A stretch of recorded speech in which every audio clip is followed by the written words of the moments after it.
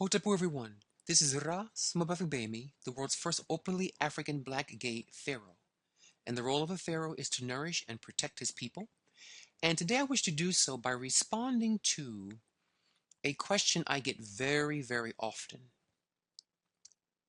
What is the purpose of life, as we see here in pink? And what is the purpose of my life? What is the purpose of my existence? These are age-old philosophical, theological questions. And I wish to give an answer from the Kamau African point of view. Okay, so before we can analyze the first question, the purpose of life itself, we have to look at the structure of life, of existence, what we call the Paut or mandala. So we're going to go to a mandala here, and I'm going to focus on this particular form of it. The word Paut means mandala or schematic.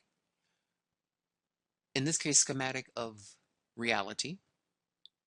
And in this Paut or schematic, we have the reality of Zuhet, which means the origin, the deep original basis of all things in the universe. Let's focus on these two, Amun and Nun, for today's conversation.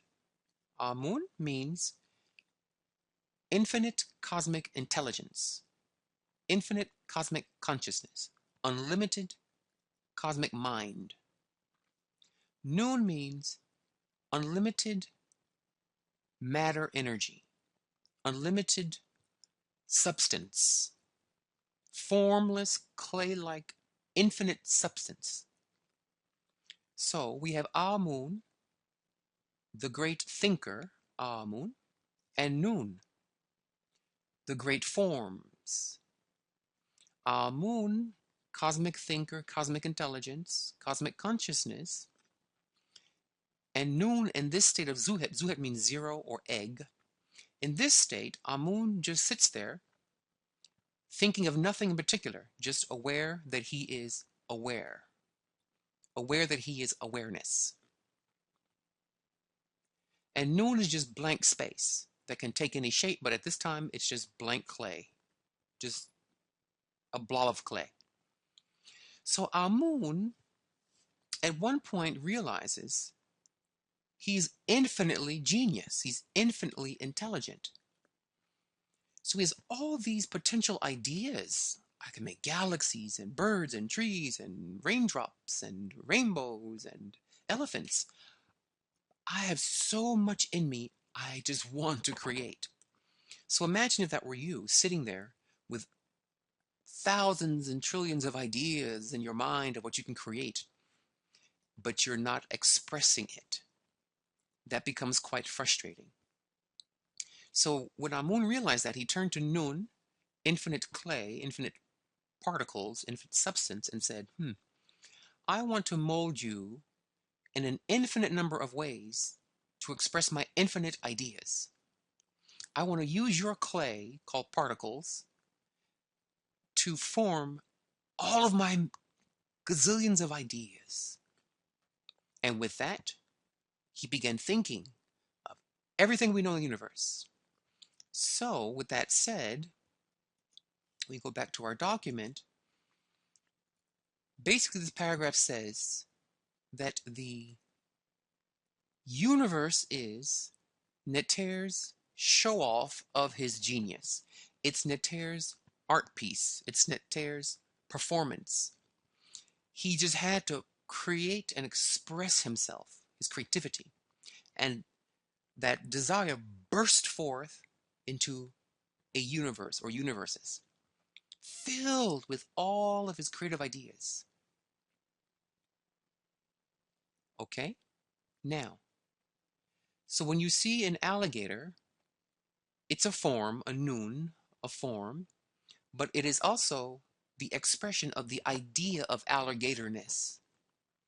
If you see a rock, yes, it is a form, physical form, a nun, but it's also Amun's expression of rockness, his idea of rocks, his idea of alligators. So he's all these ideas, and Nun is the ideas made manifest, made form. So when you look at a form, a rock, a tree, a sunset, you want to think of what is the archetypal idea, the thought behind that tree, that rock, that sunset, and who's thinking of these things. And through this method, Amun expressed his infinite creative bursts of energy, bursts of ideas, and shaped them into forms. Now, humans are a whole other ball of wax.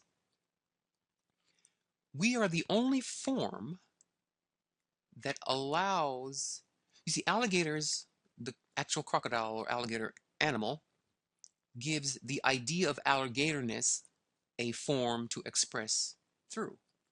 So alligators are the vehicles through which the idea of alligatorness manifests. Okay? Raindrops are the forms through which the idea, the concept of raindropness manifests. Now, humans are a form, but what are we to express? We are the bearers of Amun. Recall, Amun was infinite consciousness, infinite intelligence. So we are a thinking species, the only known species that can think infinitely. There's nothing we cannot think about, nothing we cannot contemplate or consider. Birds, as I put here, a bird cannot think infinite thoughts, only bird thoughts. So we are the only species in the known universe that can think about anything beyond even our own species' thoughts. Okay? Because we are noumenal, which means mental. We are an intellectual species. Okay? So our job is to think ma'atli more. So ma'atli means in a moral, holistic, green, scientific, fair manner. So the purpose of humans is to become divine mind. Okay? In fact, I'm going to add the word mind here right now. To become divine mind. Okay? How? By expressing on the earth, meaning before you die, on the earth plane, Nectaires are God's full, boundless intelligence, in bold red here, in a green, holistic ma'at, meaning scientific, moral, and fair manner, through mastery of 18 names of God, 18 sound waves, via an education system expressly devoted to teaching their kids these 18 sounds. Okay? So, these sounds are forms. They are sonic forms. Recall we discussed that forms exist to give a kind of coding to an idea, an archetypal idea. Crocodile forms exist to give form to crocodile-ness.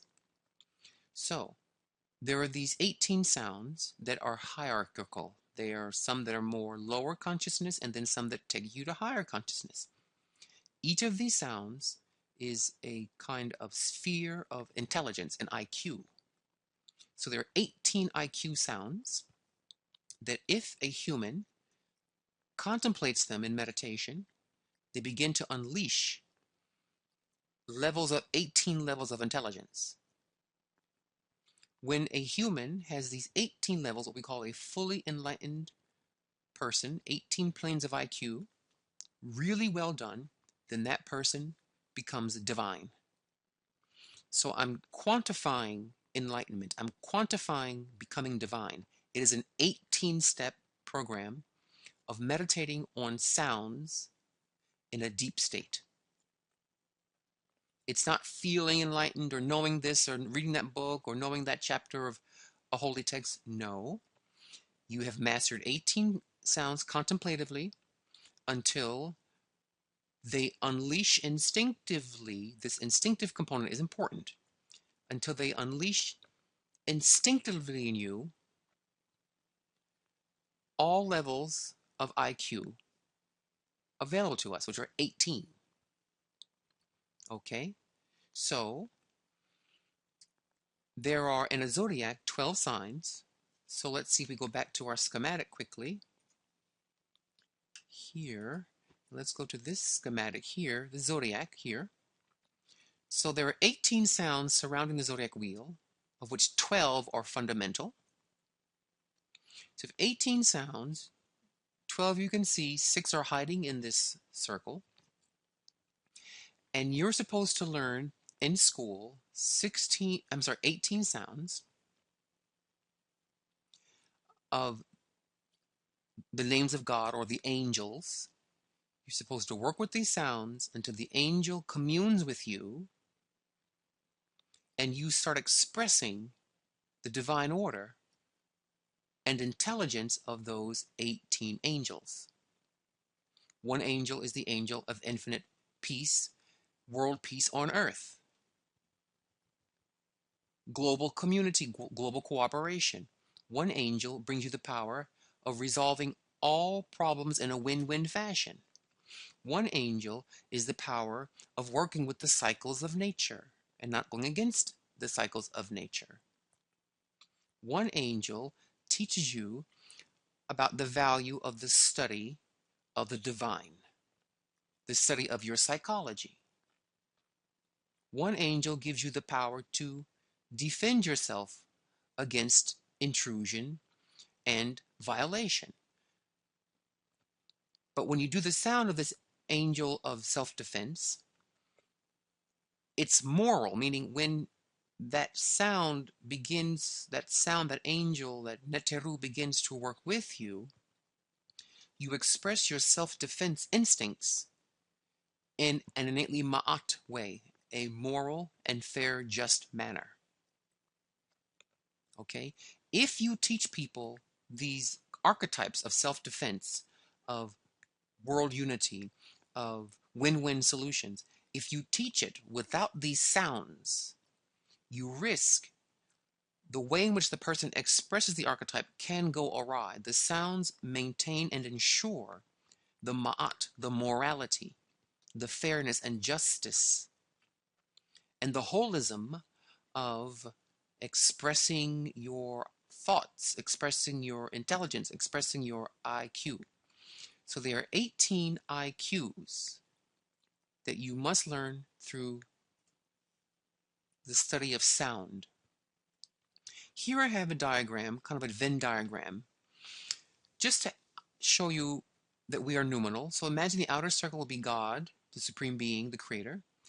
And these are the kingdoms of nature. We have here, let's say, the mineral kingdom here, vegetal here, animal kingdom, what I call here the humanimal, the heroic, and the divine. These three comprise the human kingdom, but there are three levels of the one kingdom of humans. Okay? So, the supreme being is the big circle, within which is the mineral kingdom, okay, where the minerals specialize in chemicals and atomic structures. Then we have the vegetal kingdom, next circle. Now, vegetables and plants are made of minerals, made of elements, carbon and calcium, etc. But they go beyond that. They take that and specialize in a specific, more complex level called the plant level. So plants contain minerals, but they're not minerals. Okay? Then we have the animal level.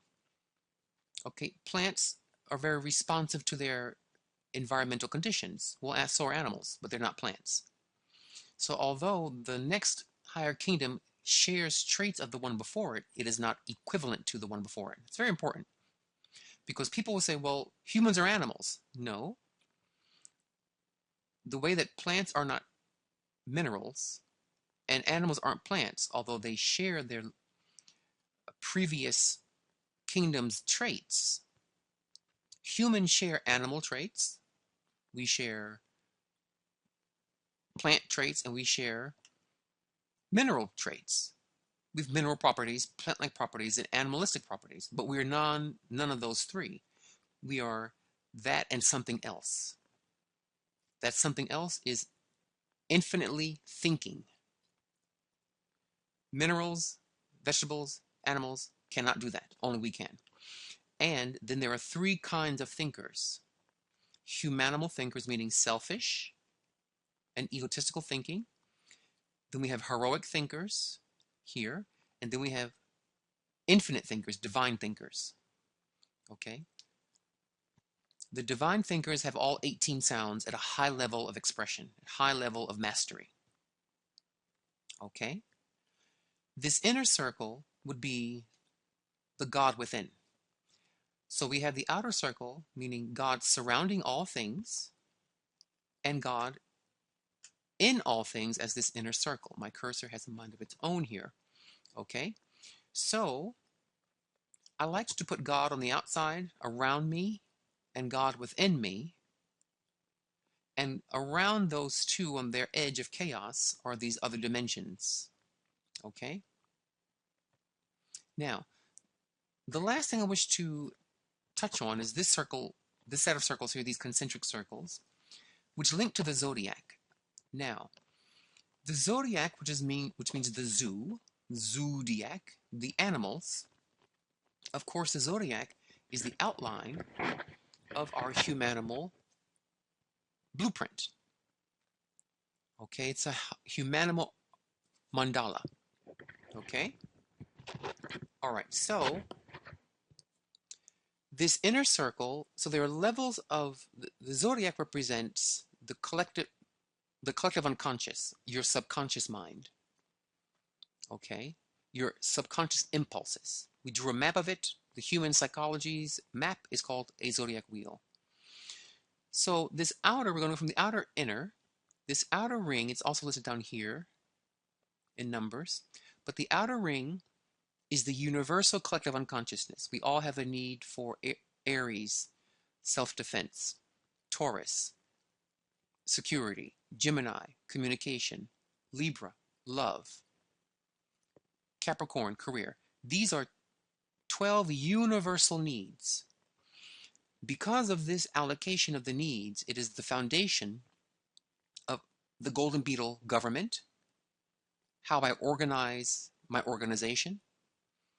Every person in the group has these universal needs. You can't deny anyone their need for love because they're bisexual or gay or anything. They have a Libra in their chart. They have a seventh house. So it prevents injustice. It says everyone who's human has the same 12 needs. So they're archetypally universal. So we have the collective unconscious outer circle. Number 2 inward would be the chart of your nation's karma. You have a national chart. That chart determines the karmas you will enjoy or suffer due to your nation's karma. So if your nation is meant to go through a war, that has a big impact on your psychology, on your thinking. Okay? So you have to look at what do all humans need as a universal species. It's called the universal collective unconscious. What is going to happen to the thoughts of my nation, my national spirits, the thoughts of my nation? Number 3, what are my genetic thoughts, my ancestral chart, my ancestral thinking? So you have to look at that zodiac wheel. You must look at your charts national wheel, level 2. Level 3, what is your ancestral charts wheel? Level 4, your subconscious, which is your zodiac chart. Your impulses and thoughts that are beneath awareness, kind of your ways, your innate habits. Okay? And then you have your conscious thoughts and life events, what you're aware of. I'm a very talkative person, or I like to eat chocolate, and your life's events. Okay? So your thinking is influenced by these realms of concentric zones of thought. Okay? All right, so that basically wraps up this conversation. By the way, this concentric circle image is to reveal we must have the 18 sounds on all levels of this. 18 sounds to help us with the archetypal universal needs.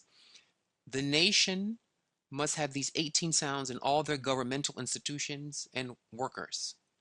They must, in order to get a job in the government, in order to influence policy and decision, have proven expertise in 18 sounds. Okay?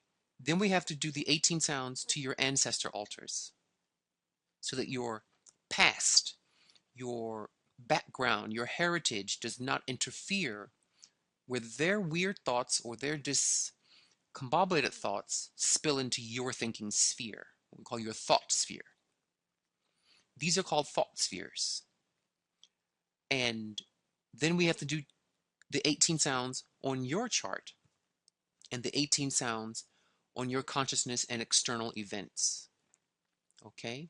That's how you get intelligence in a green, holistic, Paut, scientific, moral, fair way.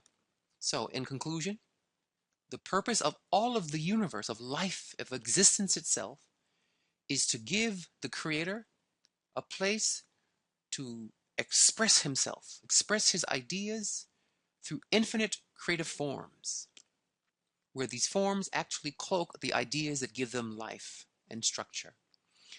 The purpose of humans is to become infinitely intelligent through 18 meditative sounds.